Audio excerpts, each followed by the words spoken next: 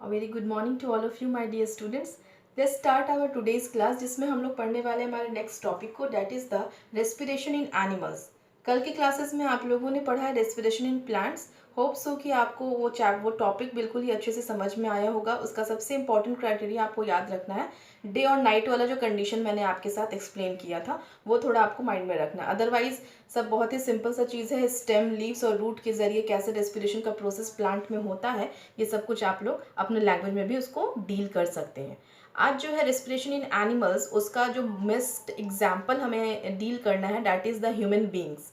हमें खुद के बारे में देखना है कि हम ह्यूमन बींग्स का कैसा रेस्पिरेटरी सिस्टम होता है और किस तरह से ब्रीदिंग का प्रोसेस कंटिन्यू होता है. ठीक है, तो उससे पहले हम लोग थोड़ा कुछ एग्जाम्पल्स और भी देखेंगे, क्योंकि जो रेस्पिरेशन इन एनिमल्स हमें पढ़ना है, इन दैट केस हमें डिफरेंट एनिमल्स के बारे में भी थोड़ा बहुत आइडिया रखना होगा. सबसे लोएस्ट वन से हाईएस्ट वन की तरफ हम लोग जाते हैं. 9th क्लास में हम लोगों ने क्या पढ़ा था, द क्लासिफिकेशन हम लोग क्या था, लोएस्ट एनिमल रहते हैं एंड देन फिर उनमें कुछ इंप्रूवमेंट होता चला जाता है और फिर एक अल्टीमेटली हायर एनिमल होते हैं, जस्ट लाइक ह्यूमन बींग्स की तरह होते हैं. तो उसी तरह से लोएस्ट एनिमल में जो रेस्पिरेशन के प्रोसेस होते हैं वो उनके लिए कोई स्पेसिफिक ऑर्गन नहीं होता है. ठीक है, उसको हम लोग देखते हैं कि किसके थ्रू वो लोग रेस्पिरेशन के प्रोसेस करते हैं. जस्ट लाइक अगर हम लोग इसका सबसे सिंपल एग्जांपल लें कि अगर यूनिसेलुलर ऑर्गेनिजम्स है जस्ट लाइक अमीबा, पैरामीशियम, तो वो लोग डायरेक्टली अपने स्किन, अपने सेल मेम्ब्रेन के थ्रू ही क्या करते हैं, ऑक्सीजन को इनटेक करते हैं, उसका यूटिलाइजेशन करते हैं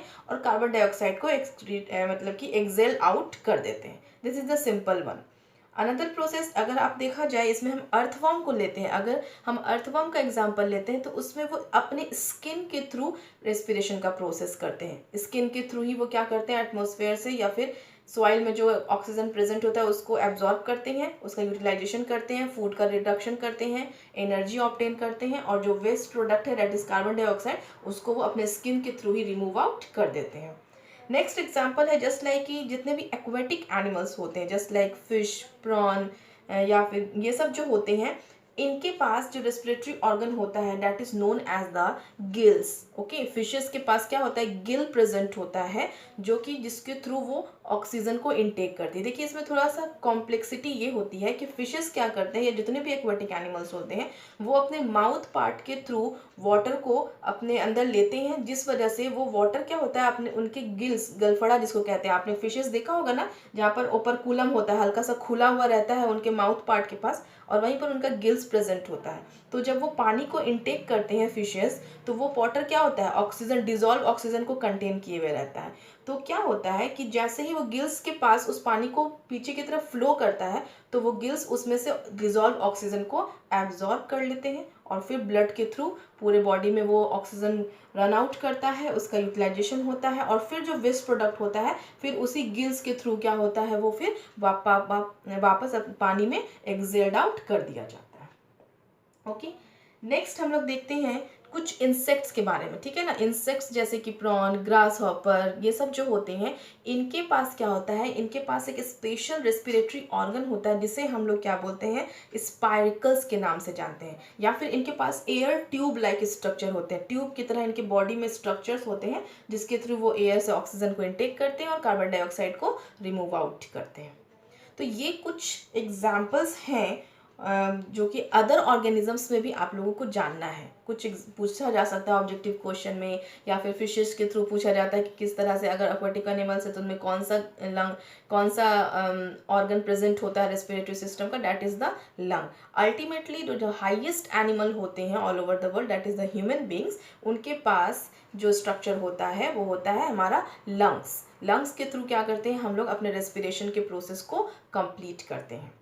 अब यहाँ पर आपको एक चीज़ याद रखनी है कि जो सिंगल सेल एनिमल्स होते हैं उनका बॉडी जो होता है वो बहुत ही साइज छोटा होता है, इसलिए उन्हें उतना highest level of respiratory organ की ज़रूरत नहीं पड़ती है. आखिर क्यों इस तरह का एक लेवल बनता गया, क्यों रेस्पिरेटरी सिस्टम्स के ऑर्गन डेवलप होते चले गए, just because of the complexity of their body. तो इसका एक कंप्लीट नोट्स आपको मिल जाएगा किस तरह से एनिमल्स में ब्लड जो होता है ये रेस्पिरेटरी सिस्टम होता है. एक और इम्पॉर्टेंट चीज़ यहाँ पर आप जानिए कि जैसे ही ऑक्सीजन इनटेक करते हैं कोई भी ऑर्गेनिजम्स हो, हम ह्यूमन बींग्स भी हो, वो ऑक्सीजन कहाँ कैरी होता है? ब्लड के ज़रिए कैरी होकर के हर एक सेल, हर एक टिश्यू तक वो पहुँचता है। और वहाँ पर क्या होता है, जो भी ग्लूकोज मॉलिक्यूल होता है वो ऑक्सीजन के साथ मिल करके ग्लूकोज का ब्रेकडाउन होता है, ऑक्सीडेशन ऑफ ग्लूकोज होता है, और ग्लूकोज किस में कन्वर्ट हो जाता है? Carbon dioxide, water molecules and the ATP, energy में कन्वर्ट हो जाता है। और यही एनर्जी फिर क्या होता है, हम यूटिलाइज करते हैं अपने मेटाबॉलिक एक्टिविटी के लिए। और वही कार्बन डाइऑक्साइड फिर से ब्लड के जरिए कैरी करके वापस से हमारे लंग्स में लाया जाता है, और फिर वो कार्बन डाइऑक्साइड को हम लोग एक्सेल्ड आउट कर देते हैं। तो ये एक सिंपल सा मैकेनिज्म है जो हर एक एनिमल में यही होता है। तो कैरिंग करने वाला, ऑक्सीजन को कैरी करने वाला मीडियम कौन सा होता है? ब्लड होता है। अंडरस्टूड? अब हम लोग देखते हैं, मूव कर जाते हैं अब सबसे मोस्ट इंपॉर्टेंट टॉपिक जो आपको पढ़ना है, जस्ट लाइक ह्यूमन में रेस्पिरेशन कैसा होता है, respiratory system of human beings. यहाँ पर देखिए, दो प्रोसेस होती है ह्यूमन बींग्स में। First one is the inhalation and second one is the exhalation. जब हम लोग ऑक्सीजन को इनटेक करते हैं that is the inhalation, and जब हम लोग एक्सेल करते हैं कार्बन डाइऑक्साइड को दैट इज द एक्सहेलेशन। तो वन ब्रीदिंग जो होता है is equals to one inhalation plus one exhalation. ये एक ब्रीदिंग का एक फॉर्मूला होता है, यानी कि एक बार ऑक्सीजन को लेना और कार्बन डाइऑक्साइड को वापस रिमूव आउट करने के इस पूरे प्रोसेस को हम लोग वन ब्रीदिंग के नाम से जानते हैं। हमारा जो रेस्पिरेटरी सिस्टम, ह्यूमन बींग्स का जो रेस्पिरेटरी सिस्टम होता है वो कैसे कंस्टिट्यूट होता है उसको थोड़ा हम लोग इंटरेस्टिंगली समझते हैं। हमारे ह्यूमन के रेस्पिरेटरी सिस्टम जो होते हैं वो हमारे नोज से स्टार्ट होते हैं। नोज में क्या है? दो नोस्ट्रिल पोर्स होते हैं। ये नोस्ट्रिल पोर्स जो होते हैं वो नेजल पैसेज में कंटिन्यू करते हैं। ओके, इस वीडियो के जरिए मैं आपको थोड़ा एलाबोरेट कर रही हूँ किस तरह से रेस्पिरेटरी सिस्टम हमारे बॉडी में फंक्शन करता है। नेजल पोर्स है, नेजल पोर्स के बाद जो ये पैसेज होता है that is known as nasal passage. ठीक है, नेजल पैसेज के बाद जो कंटिन्यू होता है ट्यूब हमारे बॉडी के अंदर that is known as the pharynx, जिसको हम लोग क्या बोलते हैं? फैरिंग्स के नाम से जानते हैं। और सेम एज इट इज जब हम लोगों ने डाइजेस्टिव सिस्टम पढ़ा था तो माउथ के बाद हमारा क्या आता था? ईसोफेगस। माउथ के बाद जो हमारा पार्ट आता था दैट इज द ईसोफेगस, जिसको हम लोग फूड पाइप के नाम से जानते थे। और यहाँ पर जो फैरिंग्स है दैट इज, इसको हम लोग क्या बोलते हैं? फैरिंग्स उसके बाद कंटिन्यू करता है। तो यहाँ पे नोज, नेजल पोर्स होते हैं। नेजल पोर्स के बाद ये जो पैसेज होता है that is the nasal chamber. ये नेजल चैम्बर फिर जा करके हमारे फैरिंग्स के साथ कंटिन्यू करता है, ट्यूब लाइक स्ट्रक्चर। ये फैरिंग्स के बाद एक लैरिंग्स प्रेजेंट होता है जिसे हम लोग साउंड बॉक्स कहते हैं, जिससे हमारा आवाज़ निकलता है। ठीक है ना, जब भी हम कुछ बोलते हैं तो उस लैरिंग्स में LARYNX लैरिंग्स में ये वाइब्रेशन होता है जब हम बोलने की कोशिश करते हैं, और उसी वाइब्रेशन के थ्रू हमारी साउंड हमारे माउथ से बाहर निकलती है। तो आपको ये एक सीक्वेंस याद रखना है कि ह्यूमन रेस्पिरेटरी सिस्टम का कौन कौन सा पार्ट कंस्टिट्यूट करता है। Nasal pores, nasal chamber, then pharynx. After that एक छोटा सा ऑर्गन होता है दैट इज द लैरिंग्स, जो कि फैरिंग्स के जस्ट बाद होता है। उसके बाद लैरिंग्स के बाद जो हमारा जो फैरिंग्स कंटिन्यू करता है उसे हम लोग ट्रैकिया के नाम से जानते हैं। फिर हमारा क्या होता है? सांस की नली, जिसको हम लोग बोलते हैं विंड पाइप, है ना, श्वसन नली, विंड पाइप होता है जिसे ट्रैकिया कहते हैं। अब ये ट्रैकिया क्या होता है? हमारे फिफ्थ वर्टिब्रल कॉलम, जो हमारी रीढ़ की हड्डी होती है, बैकबोन जो होती है हमारी, वो हमारे टोटल हमारे बॉडी में 12 पेयर में होती है। तो फिफ्थ वन, जो पांचवी रीढ़ की हड्डी होती है, बैकबोन होती है, वहाँ पर आकर के आगे की तरफ ये जो ट्रैकिया है, विंड पाइप है, वो बाइफर्केट कर जाता है, यानी कि दो पार्ट्स में डिवाइड हो जाता है। और यही दोनों ट्रैकिया जब डिवाइड होता है तो इसे हम लोग ब्रोंकाई के नाम से जानते हैं, या फिर इसको सिंगुलर बोला जाए तो इसको ब्रोंकस के नाम से हम लोग जानते हैं। तो एक ब्रोंकस जो होता है वो लेफ्ट लंग में जाता है और एक हमारे राइट लंग में जाता है। There are a pair of lungs in human beings, right and the left lung. और यही दोनों ट्रैकिया क्या हो, ब्रोंकियोस जो होते हैं वो एक लेफ्ट में और एक राइट वन लंग्स में कंस्टिट्यूट करते हैं। अब जैसे ही आप एक लंग को आप इमेजिन करते हैं, जैसे ही वो ब्रोंकाई एंटर करता है लंग्स के अंदर, वो खुद को फिर और ब्रांच करते चला जाता है। जस्ट लाइक एक ट्री में एक स्टेम होता है, उसके बाद बहुत सारे ब्रांचेस होते हैं, उसी तरह से ब्रोंकाई जो है वो एक स्टेम है और उसके बहुत सारे ब्रांच हमारे लंग में बनते चले जाते हैं, बने हुए होते हैं। और अल्टीमेटली इन्हें हम लोग क्या बोलते हैं, ब्रोंकियोल्स के नाम से जानते हैं, ब्रोंकाई एंड देन जो उसके ब्रांचेस होते हैं दे आर द ब्रोंकियोल्स। और ये ब्रोंकियोल्स का जो एंड होता है, हर एक ब्रोंकियोल्स का एंड एक बलून लाइक स्ट्रक्चर पे जाकर के एंड हो जाता है, जिसको हम लोग एल्वियोलाई के नाम से जानते हैं, या फिर इसको हम लोग एयर सैक्स भी बोलते हैं। और यहीं पर आकर के हमारा रेस्पिरेटरी सिस्टम एंड हो जाता है। ठीक है, तो नेजल पैसेज, नेजल पोर से nasal passage, then after pharynx, then एक लैरिंग्स होता है जिसको साउंड बॉक्स कहते हैं। आफ्टर दैट विंड पाइप जिसको हम लोग ट्रैकिया के नाम से जानते हैं। आफ्टर दैट ये ट्रैकिया हमारे 5th वर्टिब्रल कॉलम के पास आकर के बाइफर्केट होकर के लेफ्ट और राइट लंग में चला जाता है।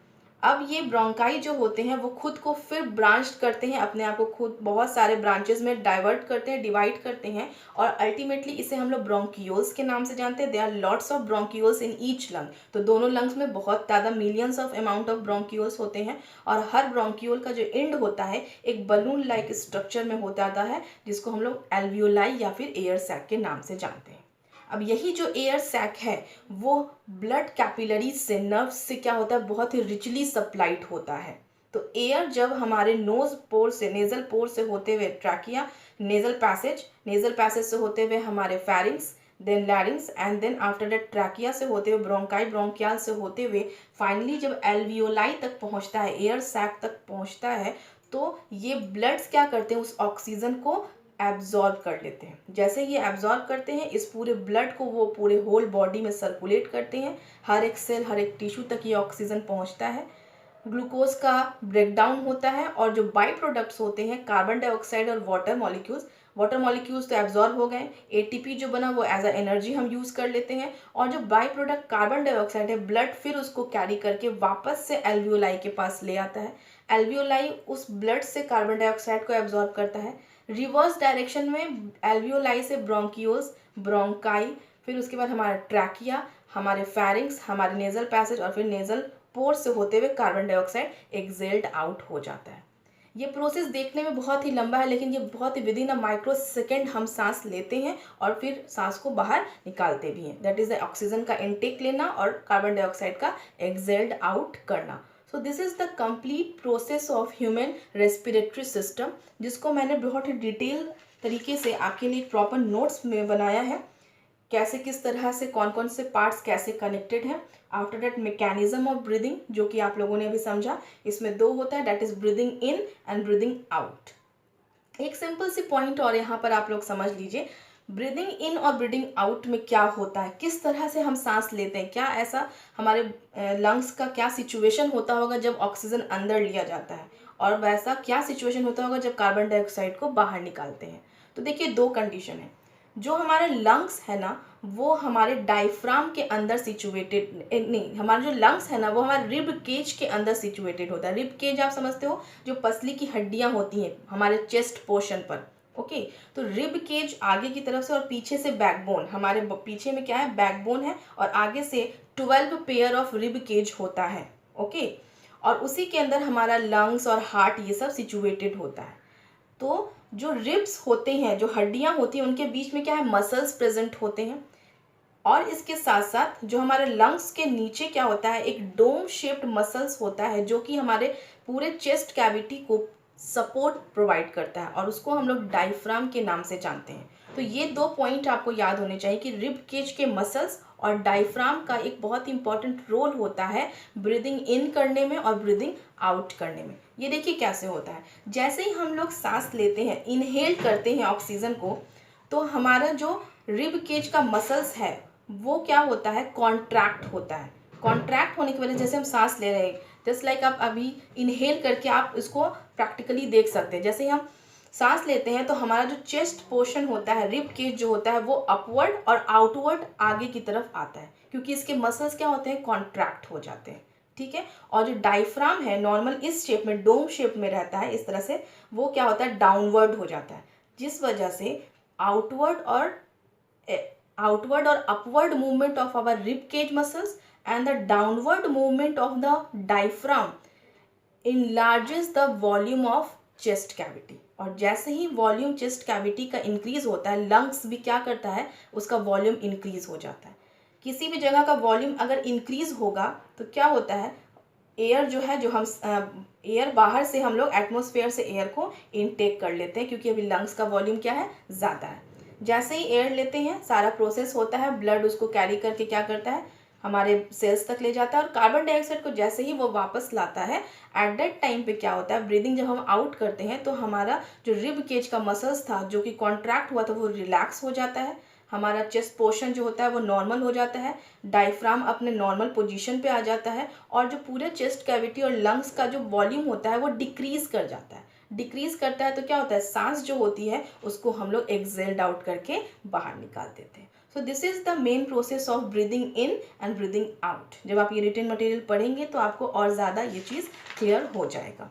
So this is all about today's class, जिसमें हम लोगों ने ह्यूमन रेस्पिरेटरी सिस्टम को समझा, ब्लड का क्या रोल होता है रेस्पिरेटरी सिस्टम में ये भी जाना। एक पॉइंट यहाँ पे आप ध्यान रखें, पिछले क्लासेस में भी हम लोगों ने डील किया था कि ब्लड में एक पिगमेंट प्रेजेंट होता है, that is the haemoglobin pigment, okay, और वही ब्लड को कैरी करने की कैपेसिटी रखता है। So this is all about the today's class. Hope so कि आपने इसको अच्छे से समझा होगा। मिलेंगे कल हम एक नेक्स्ट टॉपिक के साथ। Thank you so much, have a nice day.